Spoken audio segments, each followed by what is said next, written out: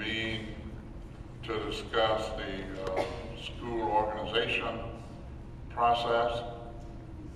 I want to acknowledge on behalf of the board that I have received untold numbers of calls for parents who are concerned about this process and them not having had any input in this process. I want you to know that the board has heard you, and we are amenable to this program. And I want you to know that this is the beginning of the process. It's not the finale. And for those people who have been thinking that we voted on something, let me set the record straight. We have not, as a board, voted on anything, and we're not going to vote on anything until the board, the community has had some input in this process. And we mentioned that to the superintendent. The superintendent is amenable to that. And at this time, before we entertain a motion, the superintendent want to make a comment. Go right ahead, Dr. Anderson. Thank you, Dr. Walker, members of the board. As we begin our next round of discussions about this proposed school organization, I want you to know that we have worked with the state to allow us a few more weeks for consideration of this school organization proposal.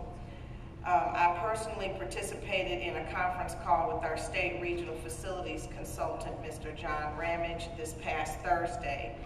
And I'm pleased to say that we have received some flexibility and can extend our discussion into January, but that we must make a decision in January in order to participate in the capital outlay program.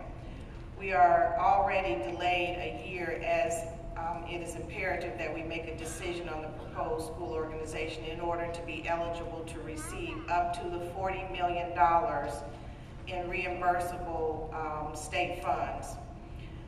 So I want to remind and emphasize to you and to the community that this discussion is not fast-tracking this requirement. This is an action that should have occurred actually more than a year ago. But due to the transition that the district had, it was delayed, and we were given an extension. We received, as you recall, we received a year waiver to develop our plan. This request comes up every 5 years. With that in mind, I want to clarify that if you take a vote on Monday, it is not a vote on a final plan, but just a vote to get the process going so that we can begin to have the input meetings by region around the district. And I want to just re-emphasize that we have to have in place a vote from the board on a draft plan just to start the process forward. But there is no final plan. Actually, there will be a lot of work done. Information will come back to the board, at which time I'm sure we'll make even more modifications. A validation team comes in from the state in February. There will be more work done, and then it comes back to the board by April for submission to the state. And we are told even when we submit to the state and it even is voted on, they understand it's a 5-year plan and that there may even be changes and things may change over the course of the 5 years. So our sense of urgency is to get the process started. This is by no way anywhere near a final, but it will take this board to take some action so we can begin to move the process forward. With the board's approval of this plan, now in January of 2013, we will be ready for the state to send in its assessment team to validate our plan and verify the approximate amount of qualifying dollars we would receive under the state capital outlay program. The state assessment team is comprised of 15 to 25 officials from education, business, facilities, architecture, and construction services who will ensure the accuracy of our FTE efficiency and building capacity utilization. What I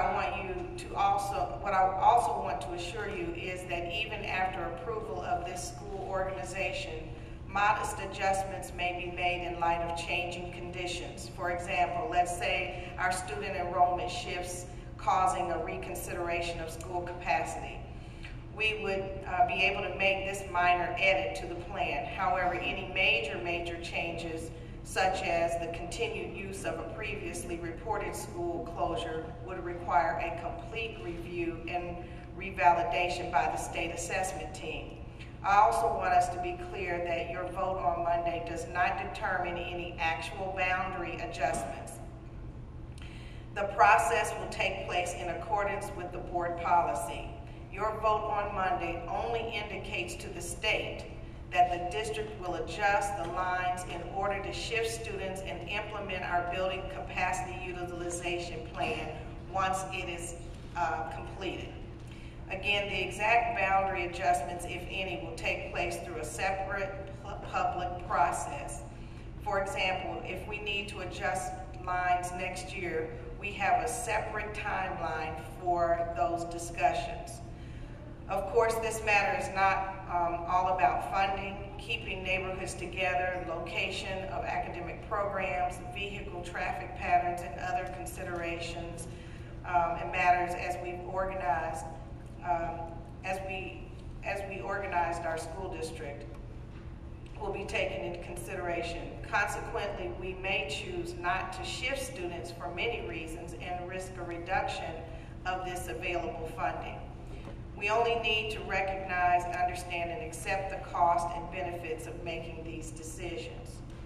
This entire process will conclude in June of 2013 with formal approval of the 5-year plan by the State Board of Education. To start the process, your vote on Monday, December 10th, is necessary to have a draft document to begin the work, to begin the process.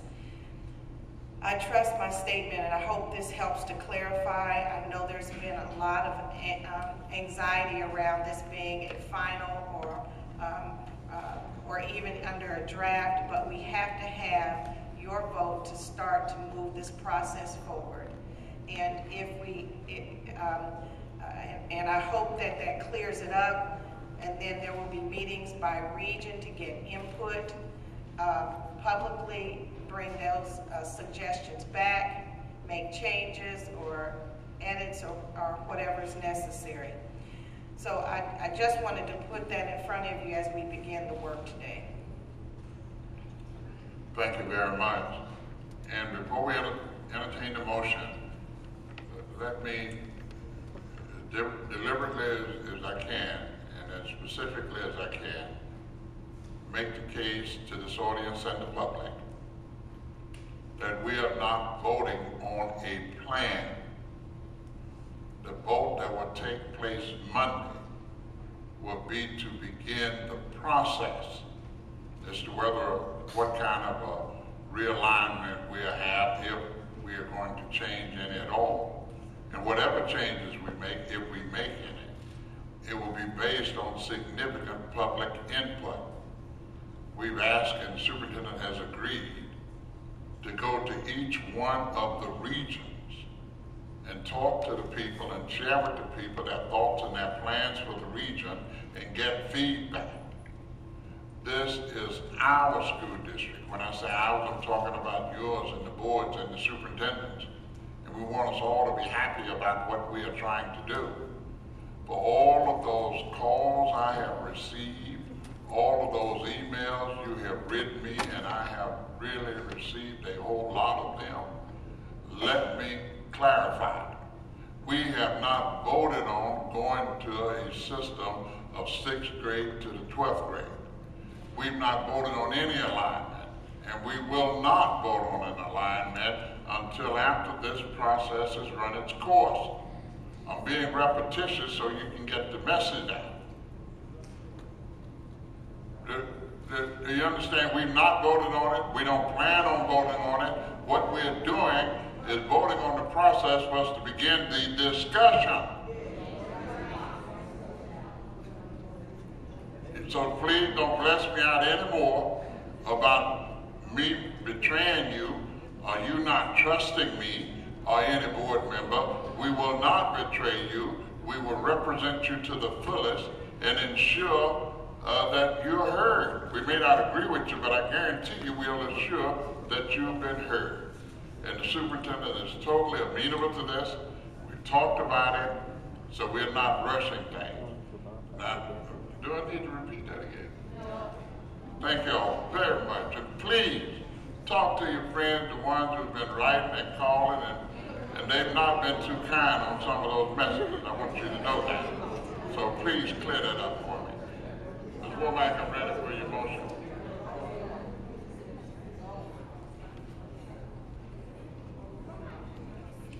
Thank you, Dr. Oh, Walker. did I have, were you going to say something? I did want to say too that we heard loud and clear about the 612 issue, and we took very good notes, and we made a lot of adjustments. And I think as we go through today, our workshop last time was just to start. And I want to say one thing. One of the key focus areas has been for the team to try very hard to keep not only communities together, but school communities together, students together, and not have a community void a school in their area. And so as you look at this plan, you will see that some of the things we've backed off of because when we talked with the state, if it was not something we had to do to meet the requirement, we did not put it in. The second piece was to try to keep a group of students in a particular school when it's time to for that school to move to a new location, keep that group of children as a group together, that school community. So I think you will be pleased with some of the changes and some of the adjustments that are made based on your feedback from last meeting. So, Ms. Womack? Thank you, Dr. Walker. I move the public information timeline frame. December 10th, 2012, open public sessions with the first reading of a draft proposed organization and a draft list of decommissioned schools. December 11th, 2012, emails open for public comments until January 16th, 2013. And it has an email address in there. January 2013, the public information hearings. January 8th, McNair High School Region 5. January 10th, Miller Grove High School Region 4. January 15th, at Tucker High School Region 2. January 16th, at Dunwoody High School Region 1. January 17th, at AIC Region 3. January 23rd, 12, board approval of a draft proposed organization and a draft list of decommissioned schools. That's the motion, Mr. Chair. Wait a minute, second by Dr. Speaks. Was that a second? Been moved by Mr. Womack and seconded by Dr. Speaks that we approve that time frame for looking at this proposal. And I'll now clear the calendar for the vote.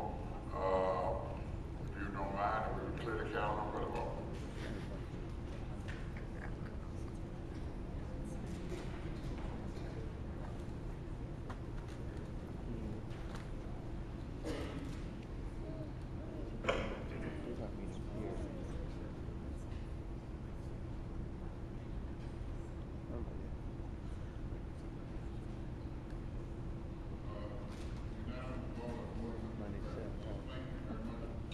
Unanimous approval of board members present. Thank you very much. And the dates and everything will be posed, and the meeting we'll have Monday will be a vote on this for us to begin this process. And hopefully, Dr. Atkinson, you'll share with the community the information we approved Monday where they can start responding to it. So at this time, we'll entertain a motion to adjourn. What? We need a motion to adjourn. Oh. We've got another meeting to go to. And we're giving you all opportunity in the world to see what has been put together where you can respond to it. We're not voting on any item.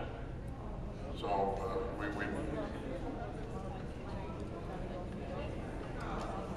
the amendment pushed the action out to January. We'll hear from Dr. Steve. Go right ahead.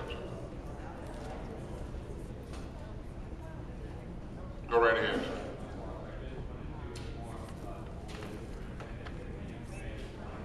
Turn your mic on. 1 second.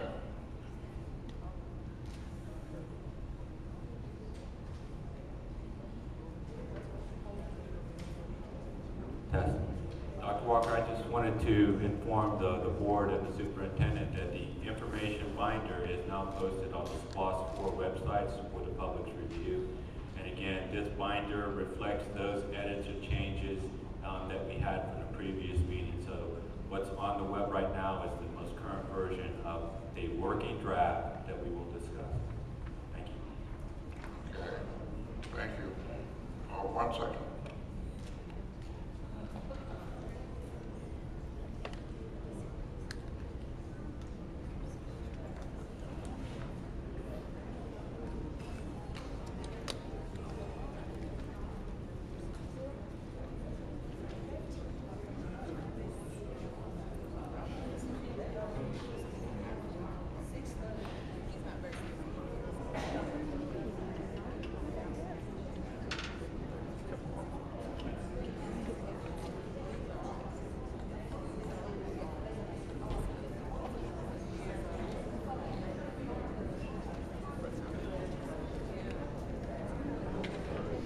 They have to disclose meetings 24 hours in advance. So if there's no disclosure, then he's either lying or they're having a meeting out of in violation of open records rules.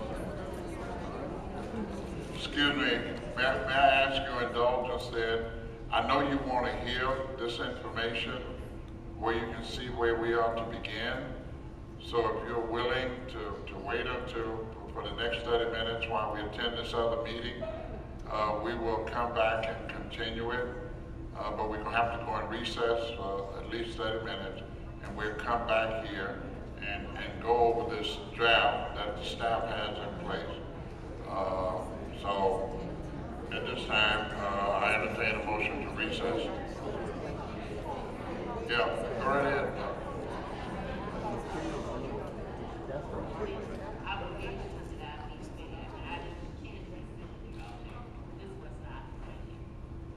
We can't hear you. I just don't want people to think that I have to leave. This is because our last meeting was to 5 o'clock, and we're coming back in here. I got a long way to travel. I can't make it.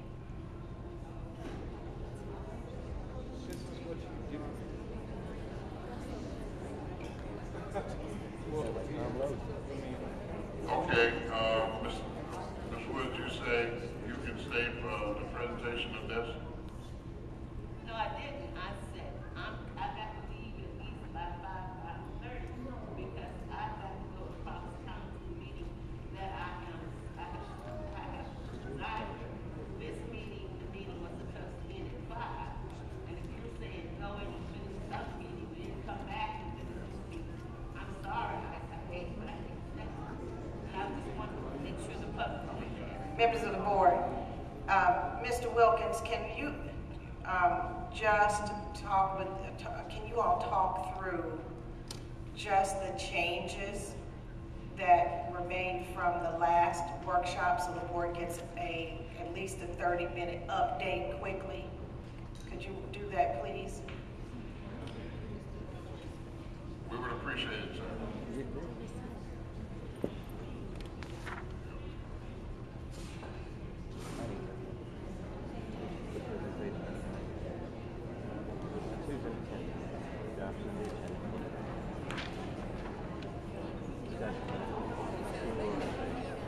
So that's the only item for discussion. All right. Where'd Mark? Wasn't paying the time. They're discussing it first so they can determine policy.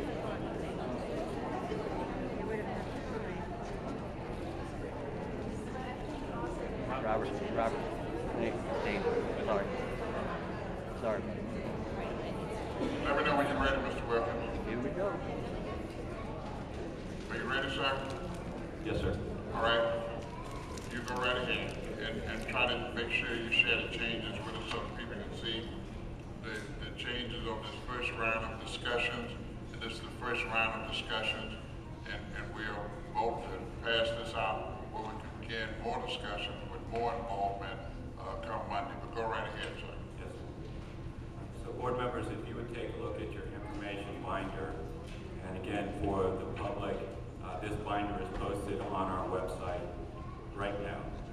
So you can, for those who can access it, you can follow along. So I'll quickly hit the highlights. I'll be followed by Mr. Drake, our Director of Planning, followed by Mr. Joshua Williams, our Director of Facilities Management. As you mentioned, Dr. Walker, the purpose of our meeting is a discussion. It's a discussion to do essentially three things. First, develop a plan to participate in the state capital outlay program, to start the public information process for any boundary adjustments that will occur next year and next year only, and decide a cash flow or a bond financing model for the Splash 4 program. If you turn now to page number 7, tab 1 is the presentation, and within tab 1 is the PowerPoint slide presentation. Turn to page number 7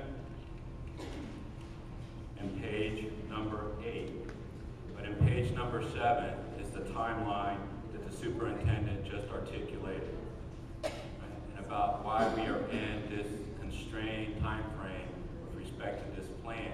This is not a new process, it's simply, or a new planning process, is simply that we have been delayed for a year due to the leadership transition within the district. Okay? However, again, to emphasize the point, we must have some plan approved in January for the state assessment team to come in February to start the process. If we fail to have a plan in January, we will risk any state capital outlay programs. On Monday, we are attempting to schedule our state consultant to come in and also emphasize the parameters of this program requirement. On page 8 of that slide presentation contains the resolution that Mr. Womack just mentioned. And again, with the approval of a plan to present to the public on Monday, then we will have public hearings on that draft plan in the month of January, taking those changes, making any adjustments to the plan to present to the board in January on the 23rd for an approval to again go forward with the state so that the state assessment team can come in February. I'll stop there, and I'll now ask Mr. Drake to come up to highlight the changes from last time with respect to specific school organization issues or items within each region. Mr. Drake. Thank you, Mr. Wilkins. We'll start on page 9. I'm going to really remind the board again, under tab 2 is your region map. Region 1, which is the yellow region north. There are no changes since the last presentation, so I'm just going to skip through that. Region 2, which is the blue region, below the yellow one. Again, there are no changes since the last presentation. Region 3, we've talked about various items. I'm just going to highlight, there's a minor change that's highlighted in the third dash bullet under action 3.3, is that when we adjust the boundaries for efficiency in the reading cluster, there's a part of Miller Grove cluster for students who attend, who would live in the Woodridge area to go to Reading High School. And you'll see that on page 15. You'll see the blue circles down there. page 15. I'm sorry, all this is under tab 1, I apologize. I'm just going through the slide presentation under tab 1. And I'm just trying to give you the highlights. Let me go back to page 14 under tab 1. Again, you'll see under action 3.3, the blue underline, that the boundary adjustments in the READ cluster for the 18-19 school year will include some elements of the Willow Grove cluster for students who currently live in the Woodridge area to go to Reed High School. And you can see those that on page 15, you'll see those 44 students that are on there. No changes on page 16, which is the consolidation of Rock Chapel. Moving on to page 17, I'm going to move a little bit slower here. Now that we're down in Region 4, which is the green area on your map. And again, I'm on page 17 under tab 1. Action 4.1 we talked about last time, which is having those capacities of the existing Miller Grove, MLK, South Cap High Schools under SPLOST 3. Last time we talked about the 612 model in both Region 4 and Region 5. As the superintendent has stated, the 612 model is taken off the table. One of the things that we said that we would look at is a K8 or a K7 model. We did look at the K8 and the K7 model, and due to the costs on especially converting elementary schools to K8, the cost is not something that we can do in the time frame under SPLOST 4. It's something that we could and might look at for planning for SPLOST 5. But the cost to, the big costs are adding a middle school track at some of these elementary schools, increasing the size of the gym, and some of the other core capacities. So we did look at it, but it was not feasible. So what we're proposing here in both Region 4 and Region 5 is to stay with the K5, 6-8, and 9-12 model like we have it throughout the other regions. With that, we are proposing to convert Chapel Hill Middle School into a theme middle school starting in the 13-14 school year. That is the same as we said last time, but we're going to be doing a little bit differently. In the 2016-17 school year, there will be a new Columbia Cluster Middle School opening, and you'll see this more when we get to Region 5. And the existing Columbia Middle School building becomes the Southwest DeKalb Cluster's middle school at that former Columbia Middle School site.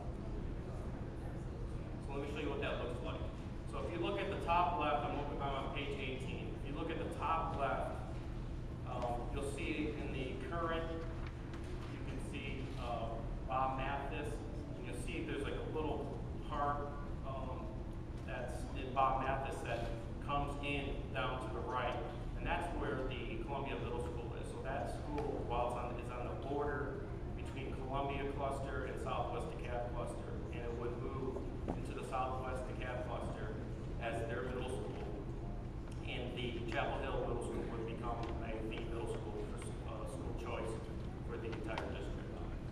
Then we again had the same district, the 10th line adjustments. We would have similar sequencing for that Chapel Hill Theme Middle School. I'll just talk a little bit about some of the differences. The differences is that the 7th and 8th grade students in Southwest DeKalb will go to Columbia Middle School for the 13-14, 14-15, and the 15-16 school year until the new Columbia Middle Schools open. And then that former Columbia Middle School, it's the 16-17 school, would become the Southwest DeKalb Cluster Middle School. And again, the same thing about having both Bob Mathis, Rainbow, and Chapel Hill Elementary retain their 6th grade students for those 3 years. I'm going to move on to page 20, which is Region 5. And you'll see what, when I reference the Columbia Middle School again. Action 5.1, we talked about the tear down and rebuild of those Freshman Park and Peachcrest. That will stay the same. The consolidation of Clifton and Meadowview is exactly the same. The consolidation of Bowen and Midway to Peachcrest is the same. But there's a little difference that we will consolidate most of Kelly Lake into McNair. There'll be a small piece that will go to Tony. And you'll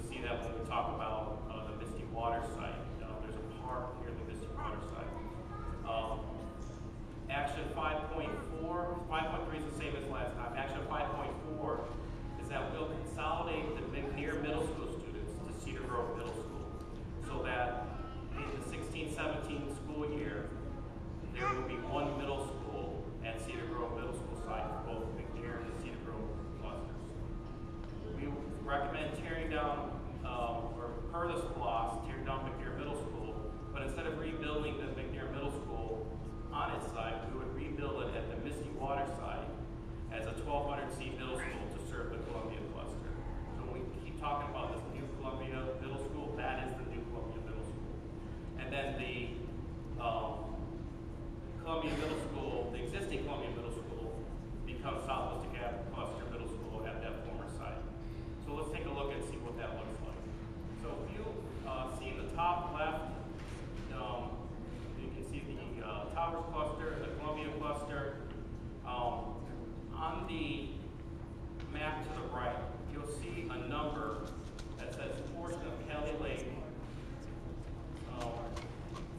That's on page 21. On page 21, with a number of 160 students in purple, you see that a portion of Kelly Lake moves to Tony and becomes a feeder to Columbia. At that site is where we have a vacant piece of property called the Misty Water site that's about 30 acres, which is where we would build the new Columbia Middle School. And that small piece would go from the McNair into the Columbia cluster. Then the existing Columbia again becomes the Southwest DeKalb Middle School, and everything else is really remained the same as we had proposed last week. In the McNair and the Cedar Grove clusters, the difference is that Cedar Grove High School will remain open compared to last time. It will be, again, both Cedar Grove High School and McNair High School will be 9 to 12 schools. The 6-8 middle school will be the Cedar Grove Middle School facility for both clusters. And again, we talked about the portion of Kelly Lake that will go to Columbia cluster.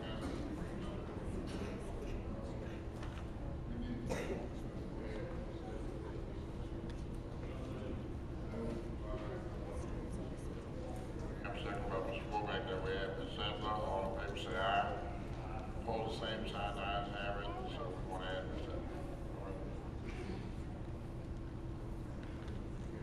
By the way, Ms. Zandler is in the hospital, but she wanted to be included in this.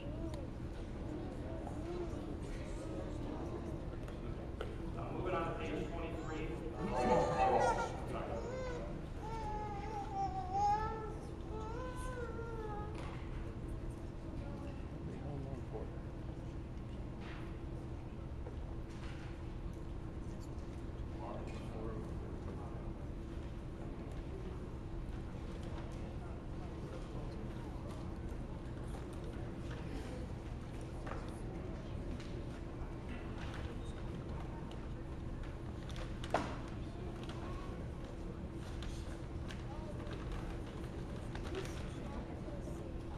You go right ahead.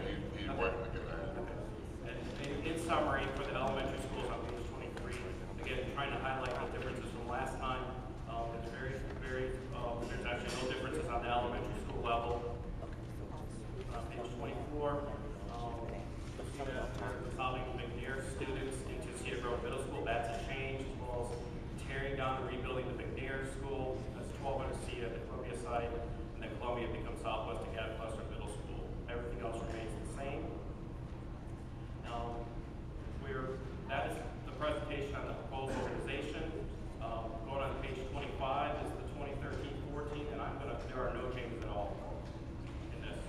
The only changes on page 29 is that we have pushed back the Browns Mill and Idlewood meetings due to the other public meetings that we scheduled for the proposed organization.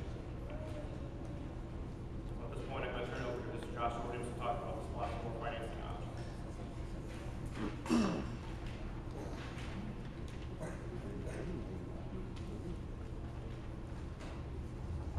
Good afternoon. I want to briefly walk through the 3 options that we brought before you during the last session.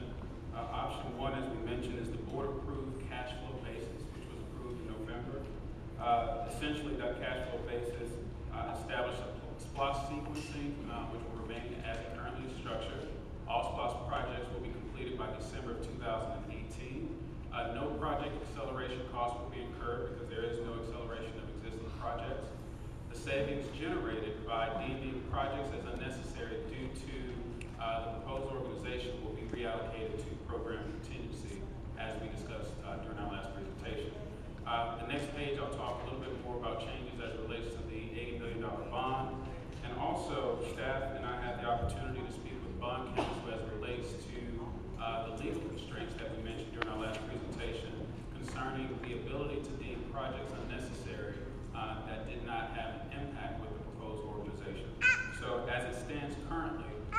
This option is no longer feasible because we are not able to do that due to those legal constraints.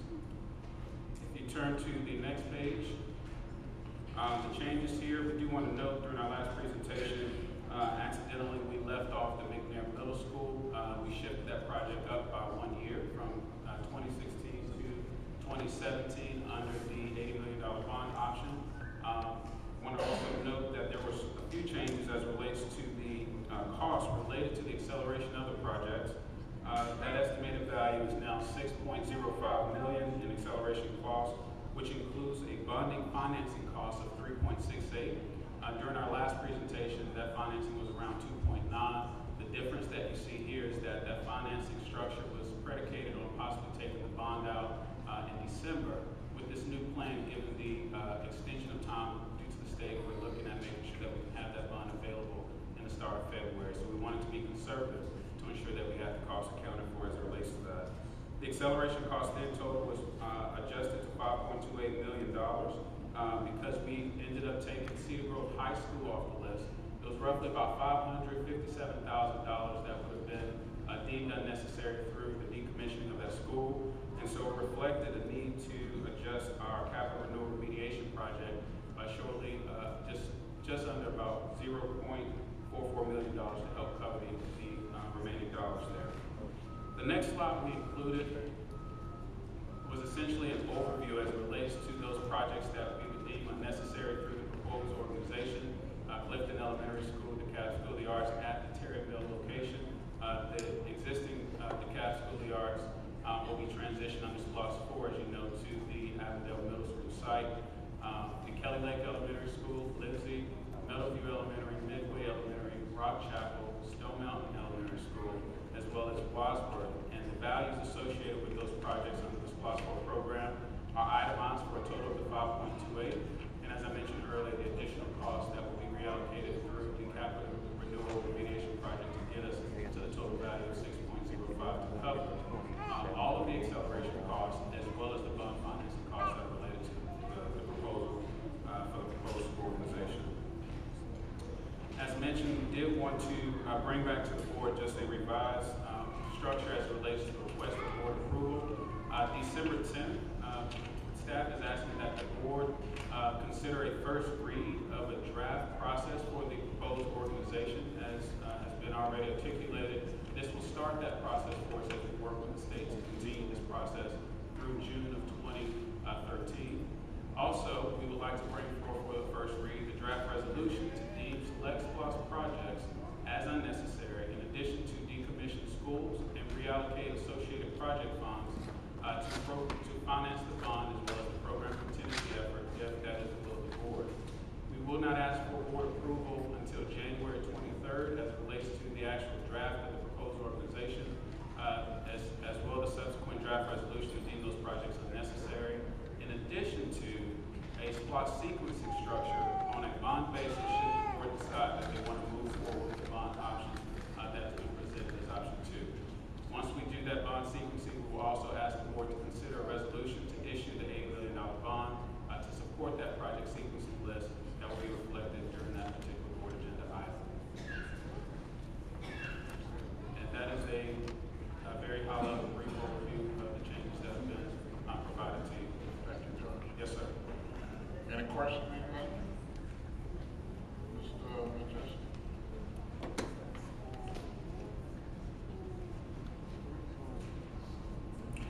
Thank you, Dr. Walker. I would, if possible, like to get the superintendent's view on the bond, purchase of bonds versus the pay-as-you-go.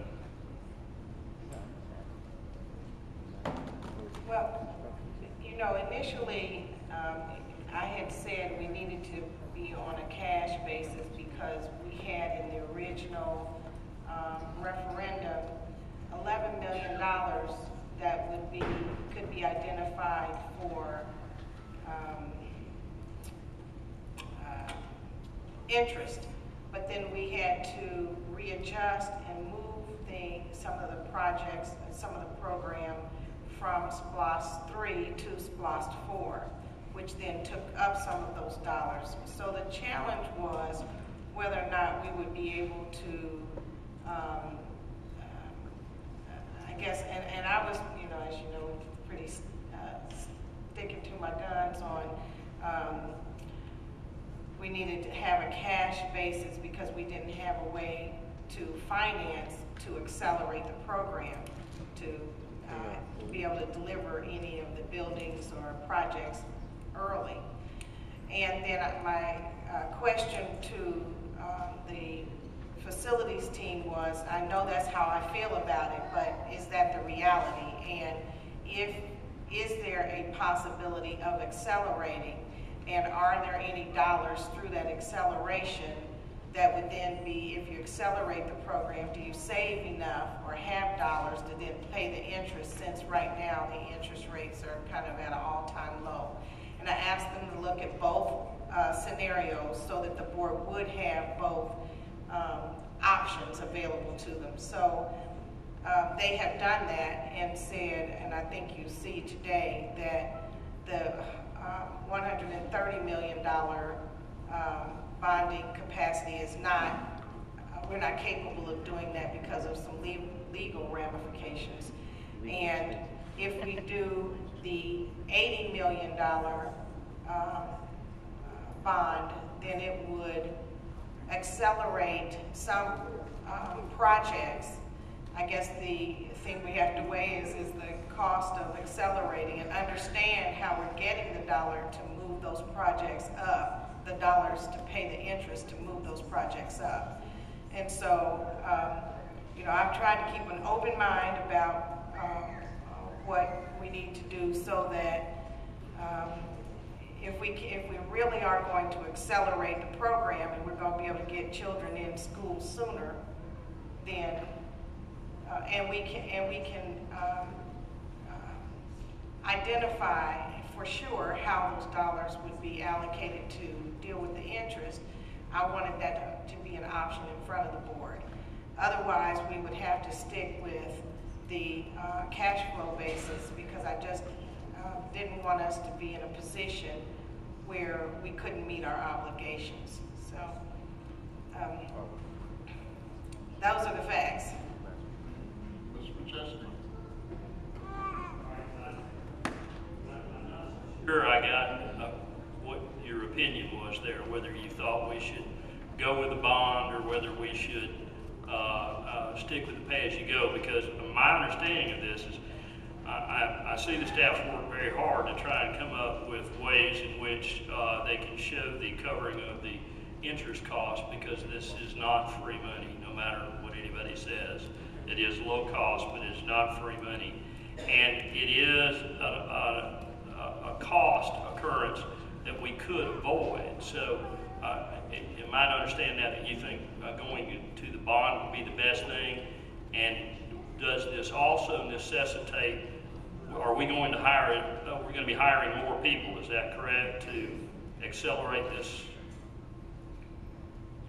all this? I believe that's what we talked about last time. So I guess I need to get an answer from what the superintendent thinks, as well as if we're going to hire extra folks.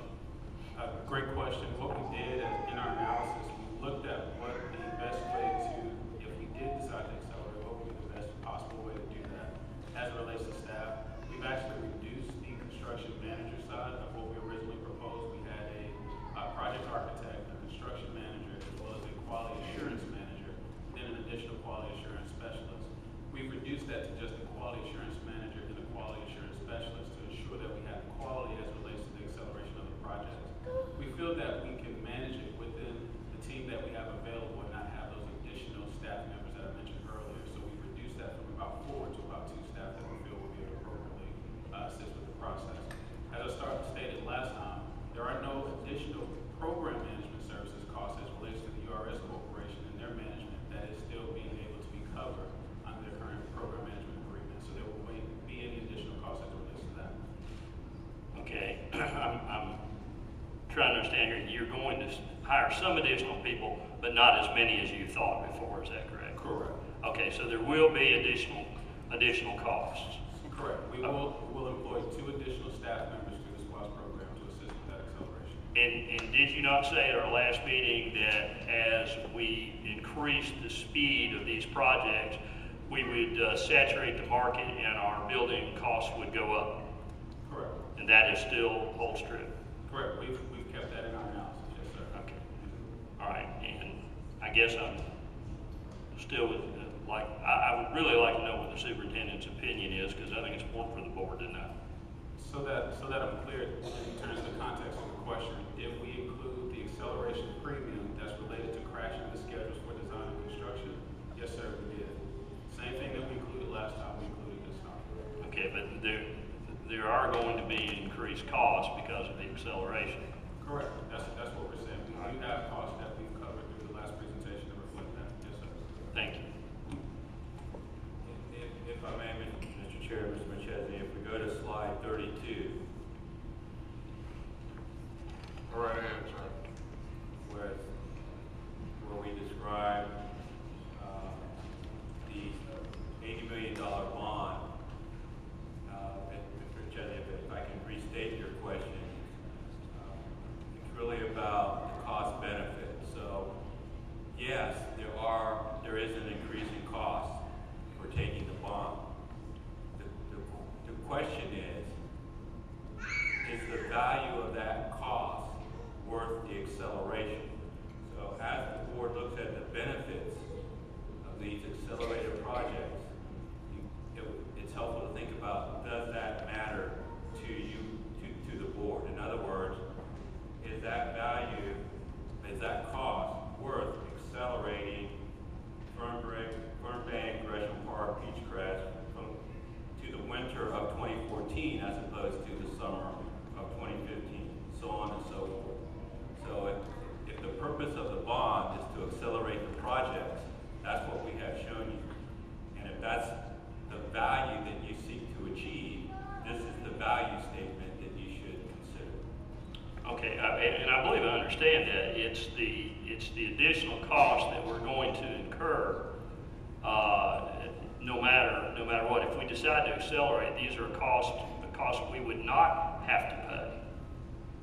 That's correct, if you go back to the cash flow model. Okay, so, that's the point. We're paying for it no matter what we say. And that's the point I'm trying to get across. And that's the idea we have to decide. With us in somewhat of a physical crisis, you sit here and you go, okay, can we afford to do this? The pay-as-you-go, I still think it's one of the best things I've heard, in that it leaves you with no financial holes. And I understand the reasoning behind this, that everybody'd like to have their building yesterday. But we really need to think about the cost involved here, because there is a cost, and it is in interest and in hiring other people, and as we saturate the market, prices going up. So it's spread across a lot of other areas that we're not talking about here, like in construction costs. So, and I see what you're doing. You're trying to give us the entire picture, and I appreciate that. But I think what I'm saying here is we need to consider both sides of this issue. We have Ms. Jessica, Ms. Cunningham, Mr. Womack. Thank you, Dr. Walker. A couple of comments and then one question.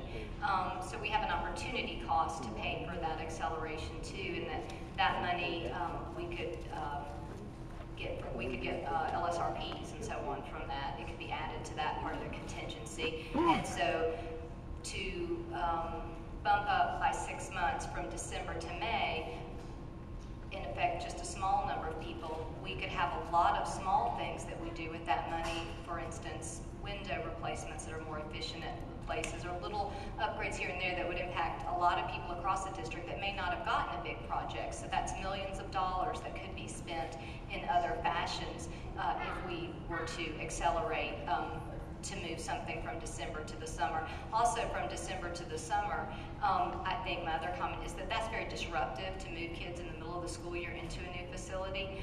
So there's an impact there on student achievement and so on. Of course, there's an impact for them being out of their school and in swing space or some other space while they're waiting on the construction to be done. But overall, I come down clearly, firmly on the side of not doing any acceleration and doing cash flow. I think also too, we have to note that we don't have a very good track record with this. We had a problem with our last SPOS, and I think it would really be good to avoid that. And in avoiding that, we can keep our promises, so promises kept, and we can also, because we did say we would do pay as you go, and also we can maximize that every penny goes to the community and a child rather than acceleration cost and more expensive construction. And then my question I have is for Dr. Atkinson. I didn't get a firm sense, what were your preference, your recommendation be? Will your recommendation be cash flow or the acceleration with the bond? I clearly know the difference between the two. Where do you personally fall in your recommendation? You know, Ms. Chester, I have to share with you that the reason I asked them to put both options there is because I understand in the end it's going to be the board's decision, and I want you to see what the cost was for acceleration versus managing on a cash basis.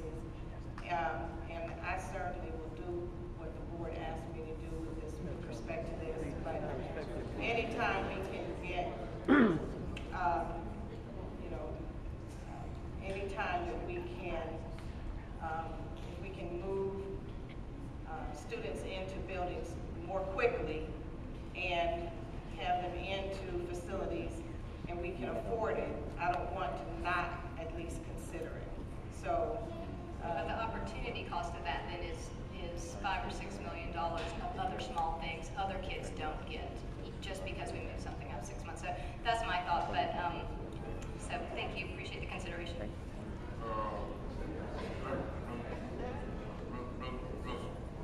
Mr. Cunningham, I know you want to speak, but let me just interject, if I may. Certainly, for those of you who may not know, Dr. Atkinson has been a strong advocate of pay as you go. I have been a strong advocate of doing what I thought was the best interest of the county and being smart with using money. I have commended Dr. Atkinson's staff for coming up with an alternative to pay as you go. And Dr. Atkinson may still be a strong proponent of cash basis. But the fact of the matter is the board will make that decision. And thank God that we've got a good staff, an excellent staff. They've come forward to the board with some alternatives.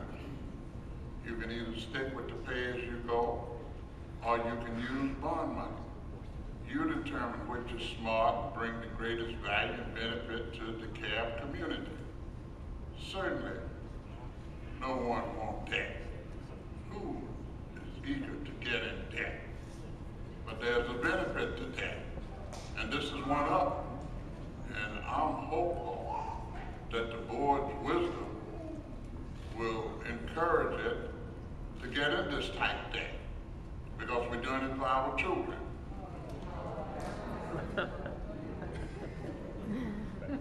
Well, let me put it this way, because I believe you're doing it for our children. You entitled your opinion as I am mine.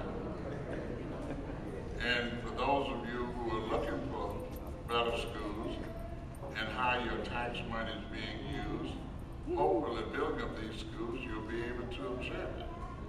So the question of whether or not we use bond money or whether we pay as you go is a decision that will be made by the board. But I want to assure you that the staff has done an excellent job, and the superintendent is entitled to her opinion either way she goes, and letting us know that there are viable alternatives out there, and I want to commend you for it. So, Mr. Cunningham, you have a point, Mr. Womack, and we'll move on to the next item. Go right ahead, sir. Thank you, Mr. Chair. Mr. Wilson, I just have a couple questions. With this bond proposal, isn't it, could you explain to the public how is it tied into the 5-year plan and everything else that we talked about earlier?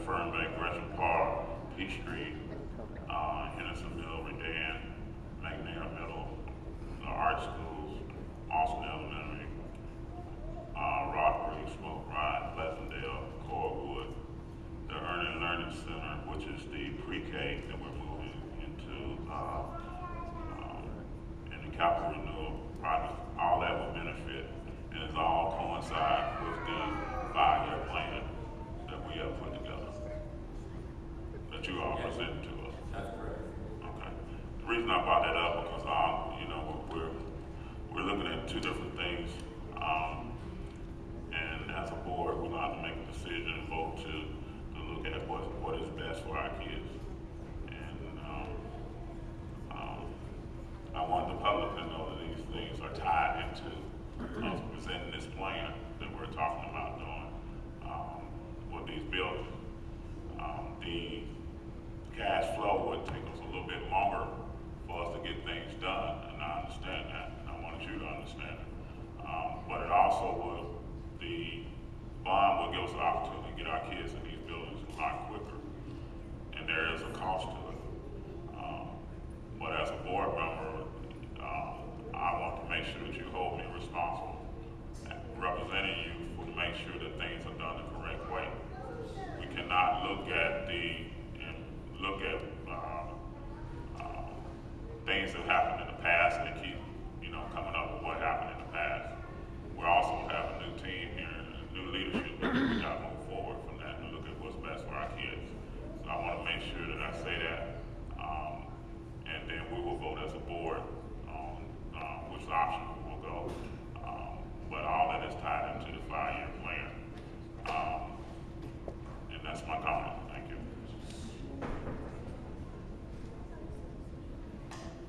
Thank you. Thank you, Dr. Walker. I'm going to take an opposite side of the argument. I don't think you're going to have as much acceleration cost in today's environment as you do. And I think it's prudent to plan for the acceleration costs because there are plenty of people and plenty of construction companies looking for jobs. And if you will do, as suggested in the last meeting, limit the number of jobs that any one construction company can take on. Because when that happens, you will have an acceleration cost. There are a lot of people looking for work, but now on the other hand, if we put this off for several years, with the economy, they say, quote, housing is becoming increased housing development. Our construction costs could jump exponentially through inflation. So you're sort of wrestling with which of the devils do I want? The possibility of increased costs through inflation or increased costs to accelerate. And I don't know that anybody has the wisdom to make that judgment totally because it's not a given. You do have the opportunity to have accelerated construction costs due to inflation, and then the market just may drop out from under you. I don't know. So I'm still wrestling with what I'm going to do when I come down to the vote on that.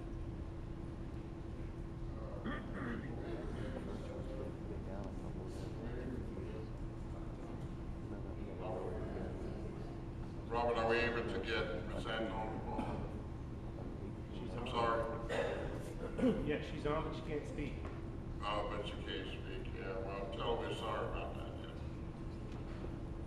Yeah, she wants to speak, but I'm sorry. All right. That concludes the report. All right. Need a second? I'll move the second. We adjourn. All in favor say aye. Ayes have it. Thank you very much. Thank you. Robert, are we done for the day? Nice.